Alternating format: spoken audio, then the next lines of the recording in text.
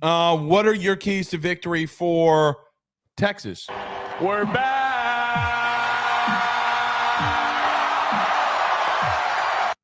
I think the biggest part here is getting home on Michael Penix. Michael Penix is one of the least sacked quarterbacks in college football. Right. He has a really good offensive line that is under talked about. They just won the Joe Moore Award for top offensive line in the country. And Michael Penix also has a really good pocket awareness, strong athlete, but has just a really good understanding of how to evade pressure and get the ball off. If you want to win this game, you have to force him to handle and face that pressure and to try to deliver perfect balls through that pressure. He is a guy who was in the Heisman conversation for a reason, but he at times is a bit of a gambler. He does force footballs in areas where they probably don't belong, and that has led to some of his bad turnovers. He's putting balls where he doesn't belong. Shut up. I knew that as soon as I said it, I knew you were going to say that. But getting after Michael Penix is going to be paramount. I would, if you try too damn hard to play elite coverage against these receivers, you're just going to find yourself on your heels and, you're going to be playing on skates the whole game. It's not going to work. Use your strongest unit to get after Michael Penix. That is going to be the biggest key here. And then offensively, I don't even think they need to do anything that differently. They just play your game, run the football, keep taking shots. Hopefully Xavier Worthy and Adonai Mitchell are fully healthy and ready to go for this one. Man, Washington had no business winning that award. The Joe Moore Award. None. I'm telling you. That's just wrong. Their offensive line was fantastic this year. That maybe somebody else could have been given that award, but they still were they were still I'm top three. I'm not saying they weren't a good offensive line.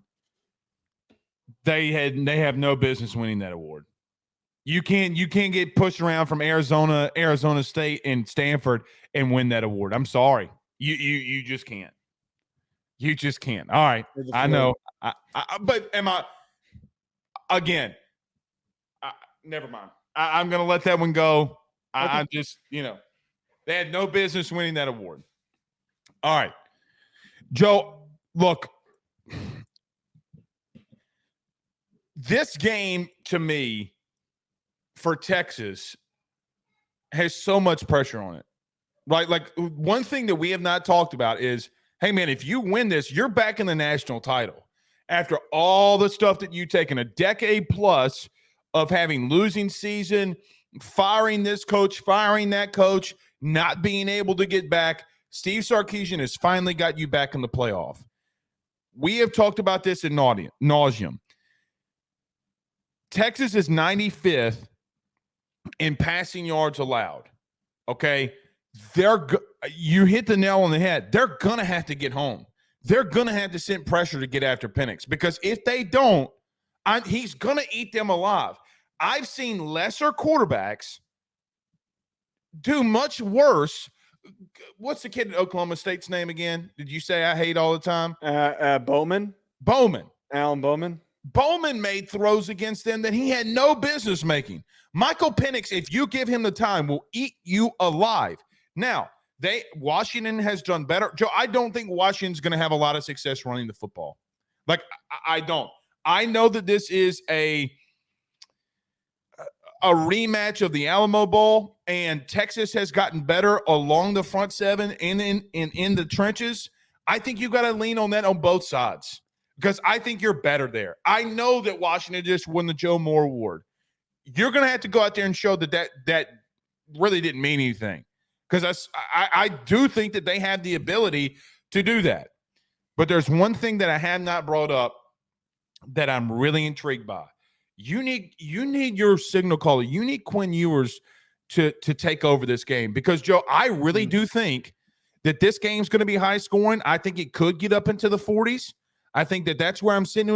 I feel like it's a 45-41 type of game either way here because I don't think either secondary is going to be able to stop anybody. With that being said, if they're going to score 41 or 45 points, that means Quinn Ewers went stupid. They have their running back that is out. You have some inexperienced backs. You can't. Hopefully, they don't turn the ball over, and they're not. They're just not. The moment's not too big for them.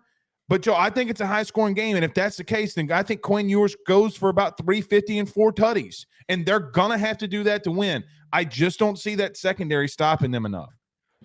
Yeah, I really believe that Quinn Ewers. I get it's very cliche to bring up the quarterback and say that he's important for the game, and it's very. You're right. I'm not giving you a hard time. I'm saying that's we have to. We have to talk about this. Let me ask you a quick question.